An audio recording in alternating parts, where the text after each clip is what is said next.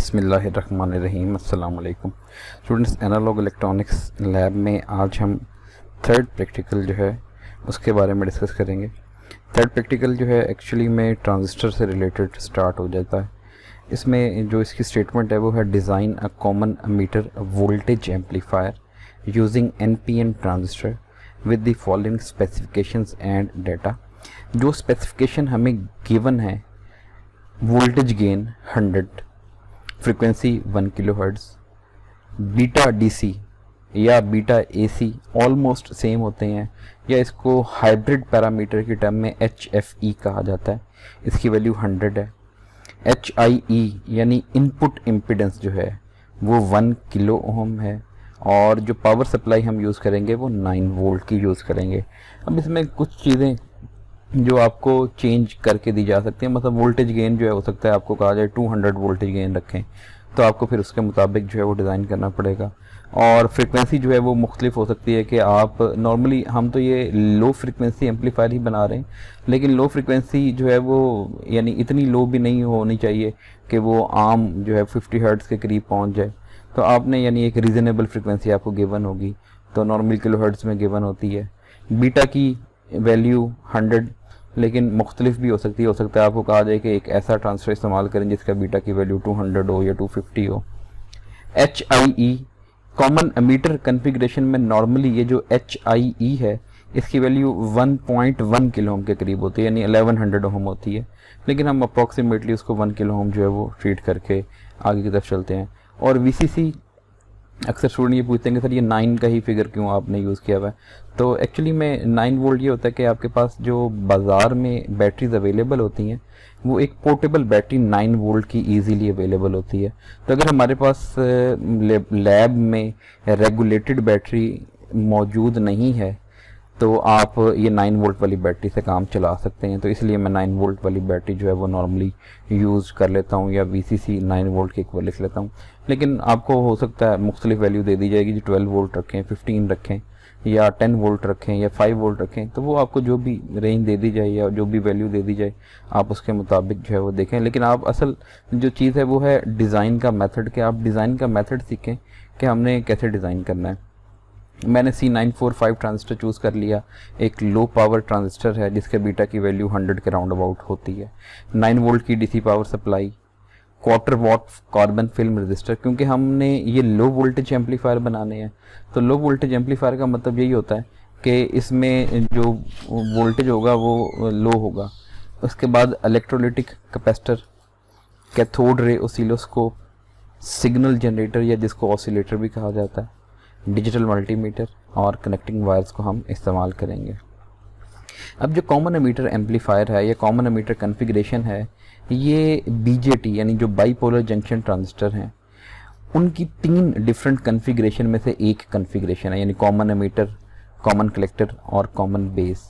तो सबसे ज़्यादा जो यूज़ होने वाली कॉन्फ़िगरेशन है वो यही कॉमन एमीटर है, क्योंकि इसका करंट गेन भी बहुत ज़्यादा होता है और वोल्टेज गेन भी बहुत ज़्यादा होता है।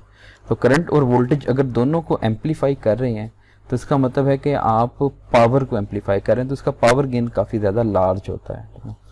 अब 3 टर्मिनल है, अगर कॉमन एमीटर की बात करें तो टोटल 3 टर्मिनल हैं ट्रांजिस्टर के, उनमें से एक को कॉमन कर देना, यानी एमीटर को कॉमन करना है।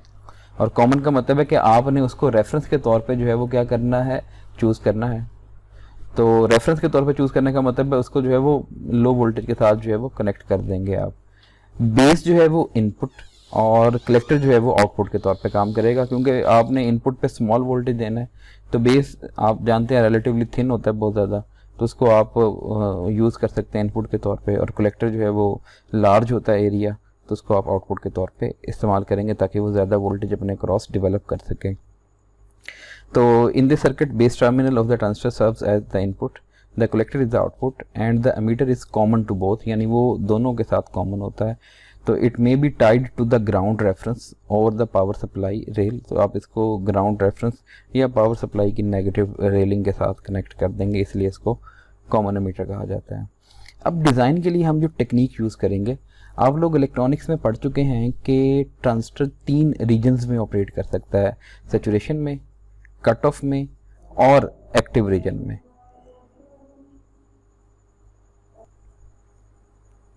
तो डिज़ाइन के लिए जो हम टेक्निक यूज़ करेंगे वो ये है कि हम बाइसिंग जो है वो स्टेबल बाइसिंग टेक्निक इस्तेमाल करेंगे।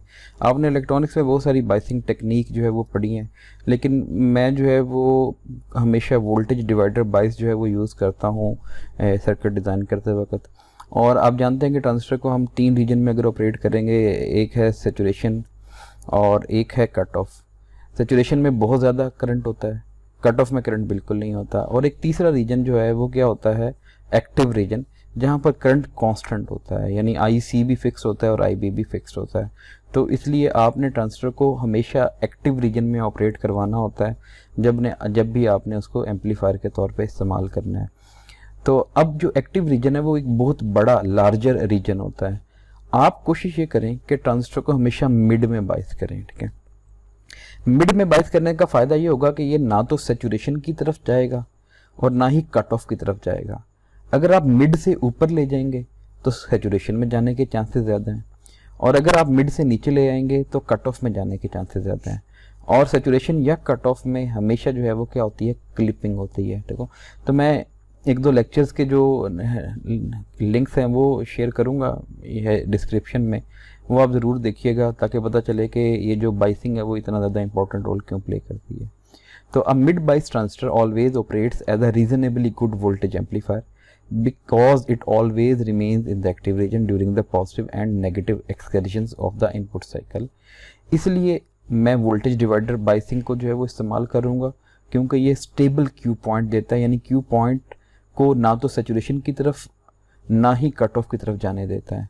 तो इसलिए अगर ऑपरेटिंग कंडीशन तब्दील भी हो रही है, यानी बीटा की वैल्यू चेंज भी होती जा रही है, तब भी ये जो सर्किट की कॉन्फ़िगरेशन है कॉमन एमीटर एक वोल्टेज डिवाइडर की, वो हमारी जो टेम्परेचर की या एनवायरमेंटल जो चेंजेस होती हैं उसको क्या करता है, कैटर करता है, उसको काउंटर करता है। अगर बीटा की वैल्यू बढ़ती है ये IC को बढ़ने से रोकेगा, अगर बीटा की वैल्यू कम होती है तो ये IC को कम होने से रोकेगा। तो इसलिए ये इसका एडवांटेज है।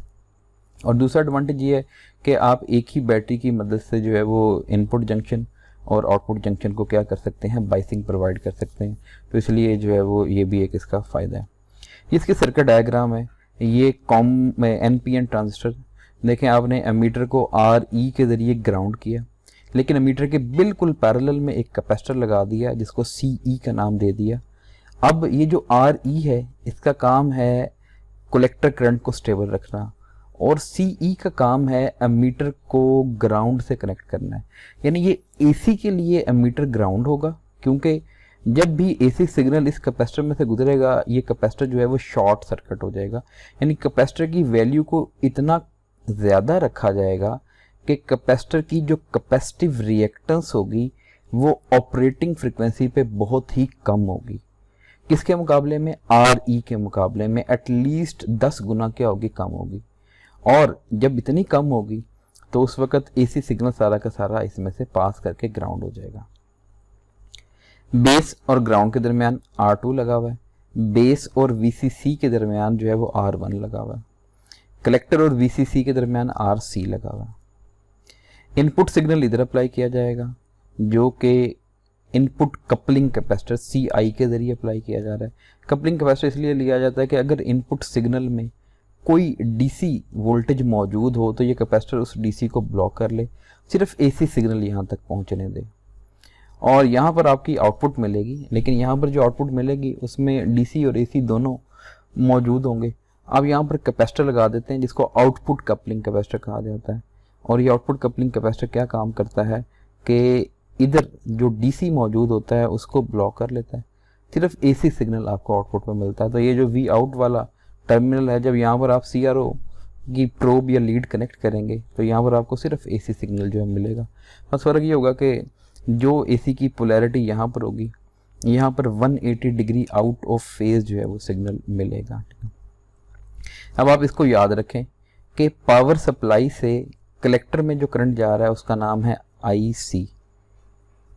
पावर सप्लाई से बेस वाली साइड पे जो करंट जा रहा है उसका नाम है I1, और ये कौन से रजिस्टर में से गुजर रहा है, R1 में से।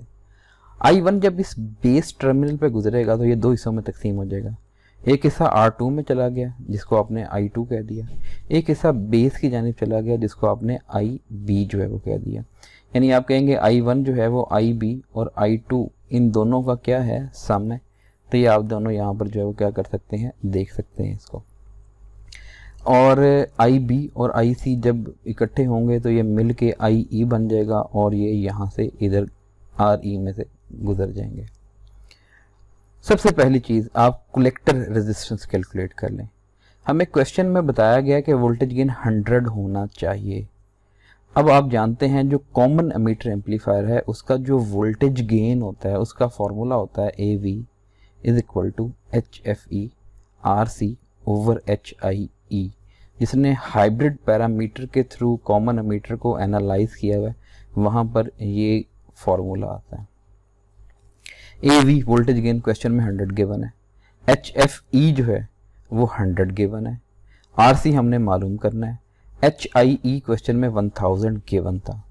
तो यहाँ से जब आप देखें लेफ्ट हैंड साइड पे 100 और राइट हैंड साइड पे 100 कैंसिल हो जाएगा, ये ओवर वाला 1000 दूसरी साइड पे चला जाएगा। तो RC की वैल्यू आ जाएगी 1000 ओम या 1 किलो ओम। और ये जो रेजिस्टेंस है ये लैब में इजीली अवेलेबल होती है या मार्केट में इजीली अवेलेबल है।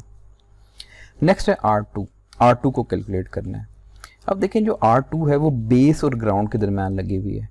अब यहाँ पर बेस और ग्राउंड के दरमियान एक रास्ता तो ये है जो R2 के ज़रिए बेस से ग्राउंड की तरफ जाता है, दूसरा रास्ता है कि बेस के अंदर से बेस एमीटर जंक्शन में जाएं और फिर आप एमीटर के ज़रिए होते हुए ग्राउंड तक पहुँचें।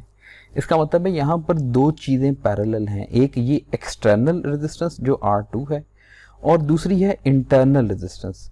और इंटरनल रेजिस्टेंस को अभी हमने यहाँ पर जो है वो जाहिर किया हुआ है किस चीज़ से, HIE से। अब आप ये चाहते हैं कि यहाँ पर जो आपने सिग्नल अप्लाई किया आप उसको एम्पलीफाई करना चाहते हैं। तो एम्पलीफाई तो उसी वक्त होगा जब ये सिग्नल की वजह से ज़्यादा करंट बेस के अंदर दाखिल होगा, क्योंकि जितना ज़्यादा बेस करंट होगा उतना ही ज़्यादा कलेक्टर करंट होगा और कलेक्टर करंट बढ़ने से यहाँ पर कलेक्टर और एमीटर के क्रॉस आने वाला वोल्टेज भी बढ़ेगा। तो इसका मतलब ये हुआ कि आप ये चाहते हैं कि R2 में कम करंट जाए और बेस के अंदर ज़्यादा करंट जाए। तो अगर आप ये चाहते हैं तो आपकी जो R2 की वैल्यू है वो इनपुट इम्पीडेंस के मुकाबले में बहुत ज़्यादा होनी चाहिए। R2 की वैल्यू जितनी ज़्यादा होगी उतना ही कम करंट इसमें से गुजरेगा, क्योंकि करंट रेजिस्टेंस के बिल्कुल क्या होता है, इन्वर्सली प्रोपोर्शनल। तो इसका मतलब है R2 इतना बड़ा चूज़ करें कि ये इनपुट इम्पीडेंस के मुकाबले में काफ़ी ज़्यादा हो। तो R2 must be greater than Zin। Zin की वैल्यू मैंने आपको बताया अप्रॉक्सीमेटली HIE के बराबर होती है। तो आप R2 को एटलीस्ट इसके मुकाबले में 10 गुना बड़ा चूज़ कर लें। तो R2 is equal to 10 times HIE। ठीक है, ये जो 10 वाला फिगर है ना कि आप 10 गुना ही बड़ा क्यों रखते हैं, आप इसे बड़ी भी लिख सकते हैं, आप 100 किलो ओम भी चूज़ कर सकते हैं, यानी 100 टाइम्स बड़ा। लेकिन जो इलेक्ट्रॉनिक्स है उसमें एक रूल ऑफ थंब है कि अगर आप एक चीज़ के मुकाबले में दूसरी चीज़ को निगलेक्ट करना चाहते हैं तो पहली चीज़ उसके मुकाबले में एटलीस्ट 10 टाइम्स जो है वो बड़ी होनी चाहिए। R2 की वैल्यू आ गई 10 किलो ओम, क्योंकि HIE क्वेश्चन में आपको बताया हुआ था 1 किलो ओम है, तो R2 की वैल्यू 10 किलो ओम आ जाएगी। अब आप I2 की वैल्यू मालूम कर लें। I2 वो करंट है जो बेस से ग्राउंड की तरफ जा रहा है, ये I2। तो अब I2 जो है वो किसके बराबर होगा, VB ओवर R2। VB की वैल्यू 1.6 वोल्ट है। ये कहाँ से आई आप पूछेंगे ज़रूर, मैं अभी आपको इसको नेक्स्ट स्लाइड में इसको एक्सप्लेन कर देता हूँ। R2 की वैल्यू है 10 किलो ओम, तो I2 की वैल्यू आ जाएगी 0.16 मिली एम्पेयर। 1.6 को 10 से मल्टीप्लाई करें 0.16 आ जाएगा। किलो ऊपर जाके हमेशा मिली बन जाता है, तो ये मिली एम्पेयर आ जाएगा। तो अब बस इस चीज़ को ध्यान में रख लें कि VB की वैल्यू 1.6 कैसे आई, वो हम थोड़ी आगे चलते हैं। उसके बाद कलेक्टर करंट की हम जो है वो बात करेंगे। अब देखें RE का क्या काम था। RE का काम ये था कि ये IC को स्टेबलाइज करे, लेकिन कॉमन एमीटर का मतलब है आपने एमीटर को बिल्कुल ग्राउंड के करीब रखना है। इसका मतलब है एमीटर का वोल्टेज जो है वो बिल्कुल ज़ीरो के करीब करीब होना चाहिए। और दूसरी बात, जो क्यू पॉइंट था हमने कहा था मिड बाइस्ड होना चाहिए। मिड बाइस का मतलब है कि कलेक्टर का वोल्टेज मैक्सिमम वोल्टेज का हाफ होना चाहिए अप्रॉक्सीमेटली, तो इसलिए कलेक्टर का जो वोल्टेज रखेंगे हम वो VCC यानी मैक्सिमम वोल्टेज का हाफ रखेंगे। और जो VE है, अभी हमने कहा अमीटर ग्राउंड होना चाहिए, तो VE का वोल्टेज बहुत कम रखेंगे, VCC/10। फिर वही बात कि 10 वाली फिगर यहाँ पर आ गई है। अब VCC हमारे पास क्वेश्चन में कितना था, 9 डिवाइडेड बाय 10, तो आंसर आ गया 0.9 वोल्ट। तो आपको अमीटर का वोल्टेज पता चल गया कि अमीटर और ग्राउंड के दरमियान वोल्टेज कितना होना चाहिए, 0.9 वोल्ट। अब हम जो है वो क्या करते हैं, VCE की वैल्यू चूज कर लेते हैं, कलेक्टर अमीटर। अब आप कैसे चूज करेंगे, VCC प्लस VE ओवर 2, यानी हमने कहा था मिड बाइस होना चाहिए। तो अगर कलेक्टर और अमीटर जो है वो कलेक्टर और अमीटर के दरमियान है, तो आप मैक्सिमम वोल्टेज 9, अमीटर का वोल्टेज अभी आपने लिया 0.9, उसको 2 पे डिवाइड कर दें, ऐड करके आंसर आ गया 4.95। और VC कलेक्टर और ग्राउंड के दरमियान वोल्टेज अगर आपने देखना है तो वो कैसे मालूम करेंगे, ये कलेक्टर टर्मिनल है, ये ग्राउंड टर्मिनल है। कलेक्टर से ग्राउंड तक पहुंचने में दो चीज़ें आपको देखनी पड़ती हैं, पहले कलेक्टर से अमीटर, फिर अमीटर से ग्राउंड। तो इसका मतलब है अगर आपने कलेक्टर का वोल्टेज मालूम करना है तो पहले आप कलेक्टर से अमीटर का वोल्टेज जो कि 4.95 है प्लस अमीटर का वोल्टेज जो कि 0.9 है, तो आंसर आ गया 5.85 वोल्ट। अब आप IC की वैल्यू मालूम कर लें। IC वो करंट था जो बैटरी से निकल रहा था और कलेक्टर की तरफ जा रहा था। तो बैटरी का वोल्टेज है VCC, कलेक्टर और अमीटर के दरमियान जो पोटेंशियल डिफरेंस है वो है VCE, और इसको डिफरेंस ले लें क्योंकि पोटेंशियल डिफरेंस लेके उसको रेजिस्टेंस से डिवाइड किया जाता है। तो 9 माइनस 4.95 डिवाइडेड बाय 1000 को 1 किलो ओम भी कहा जा सकता है। 9 में से 4.95 माइनस करें, आंसर 4.05 आ जाएगा, और ओवर में जो किलो है वो ऊपर जाके मिली बन जाएगा, तो ये 4.05 मिली एम्पेयर IC की वैल्यू आ जाएगी आपके पास। IB की वैल्यू किसके बराबर होती है, वो होती है IC over beta DC। IC की वैल्यू अभी आपने निकाली है 4.05, ये वाली स्लाइड में देखें आप, और इसको 100 से डिवाइड कर दें। बीटा की वैल्यू जो कि क्वेश्चन में गिवन थी, ये आ गया 40.5 माइक्रो एम्पेयर, या इसको मिली एम्पेयर में कन्वर्ट कर लें तो 0.4 मिली एम्पेयर आ जाएगा। अब I1 की वैल्यू जो है वो आप देख लें।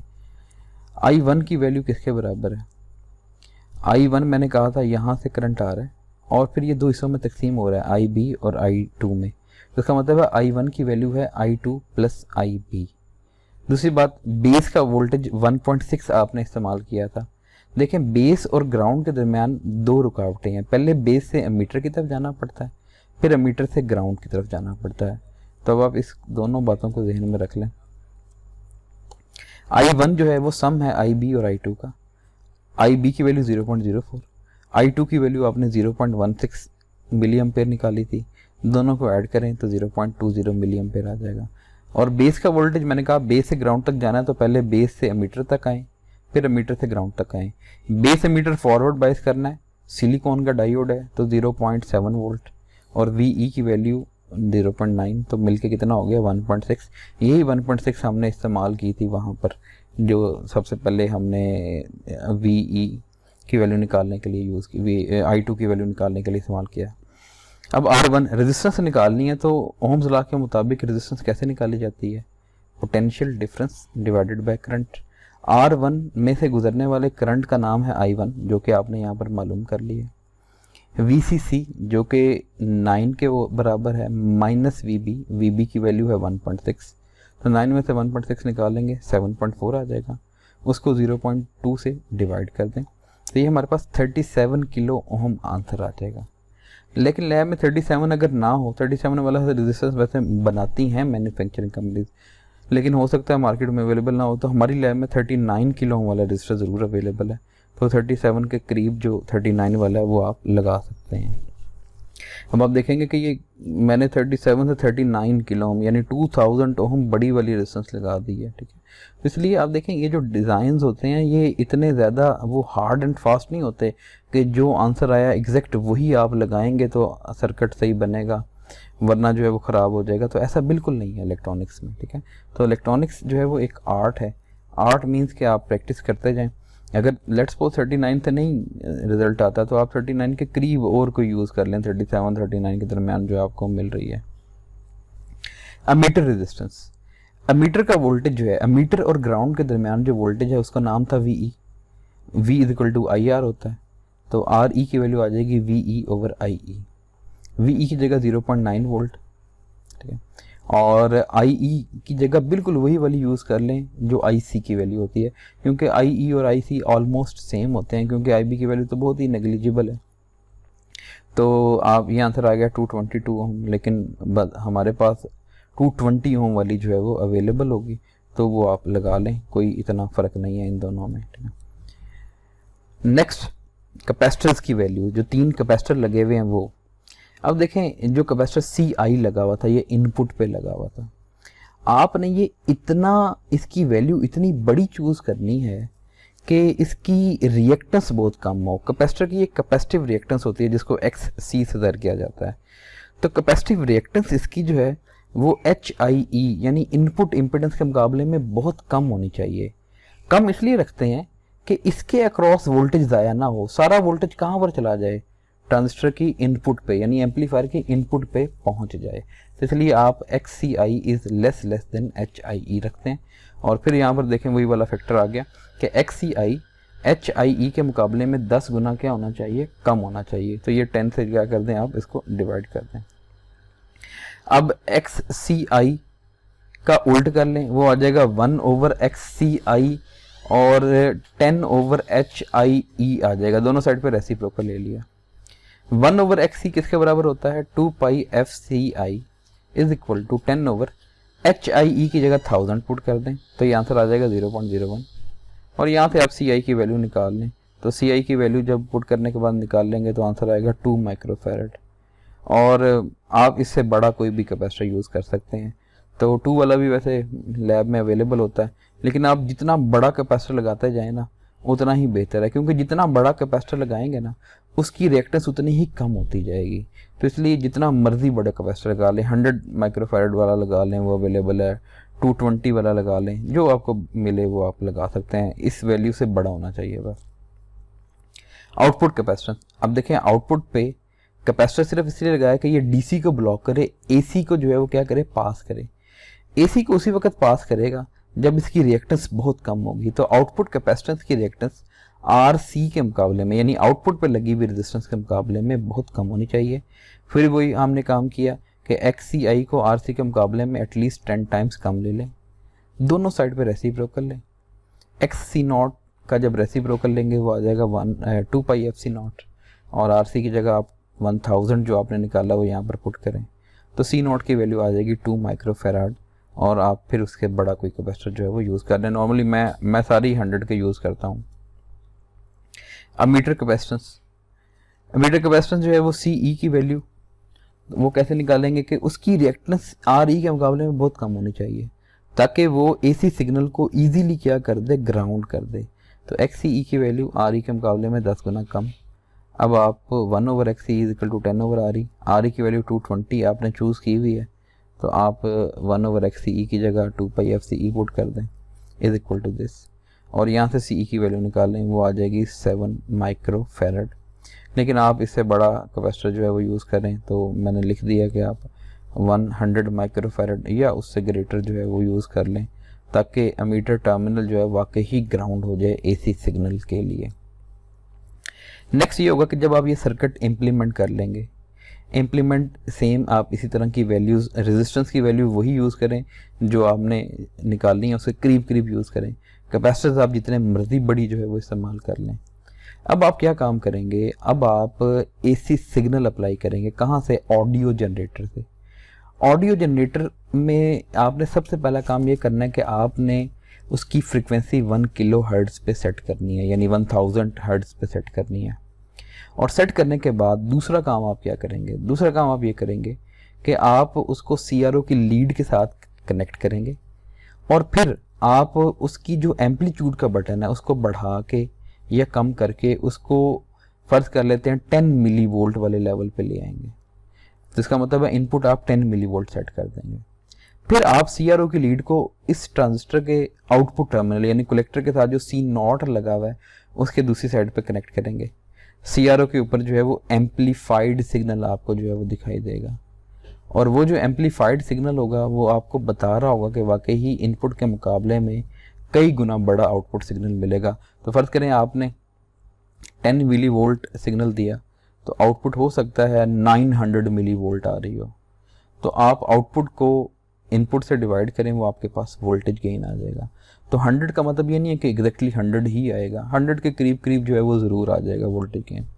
नेक्स्ट टाइम आप इनपुट पे 20 मिली वोल्ट दे दें, आउटपुट को चेक कर लें और फिर दोनों को डिवाइड करके गेन निकाल लें, और फिर जो है वो आप इनपुट 30 मिली वोल्ट दे लें, दोबारा से आउटपुट को चेक करें और फिर जो है वो गेन निकाल लें। 3 दफ़ा गेन आपके पास आ जाएगा। आप इस गेन की एवरेज वैल्यू निकाल लें तो ठीक है। थ्योरेटिकल वैल्यू गेन की कितनी थी, वो आपके पास थी, सॉरी थ्योरेटिकल वैल्यू थी 100, वो टी है। प्रैक्टिकल वैल्यू, ये बस यहाँ पर गलती लिखी है, practical value of the voltage gain P, वो आपने निकाल लेनी है। यहाँ से जो 3 वैल्यूज़ आई हैं उनकी एवरेज निकाल के यहाँ पर लिख लें। फर्ज कर लेते हैं एवरेज वैल्यू आती है 90, तो अब आप जो है वो 100 में से 90 को माइनस करेंगे, डिवाइडेड बाय 100 मल्टीप्लाइड बाय 100, तो 10% एरर आ जाएगा उसके बीच में। तो ये लैब में इंशाल्लाह जो है वो जब लैब ओपन होगी तो हम इसको करेंगे प्रैक्टिकली और उसको देखेंगे कि उसका वोल्टेज गेन कितना आता है। तो इसमें से अगर कोई क्वेश्चन हो तो आप मुझसे पूछ सकते हैं। इसके डिज़ाइन को अच्छी तरह से देखें, यानी मेन चीज़ जो है वो कैलकुलेशंस हैं, डिज़ाइन है, और फिर लास्ट चीज़ है उसकी टेस्टिंग, जो कि हम प्रैक्टिकली जो है वो ऑपरेटर्स लगा के आपकी टेस्टिंग करेंगे। तो अपना ख्याल रखिएगा। अल्लाह हाफिज़।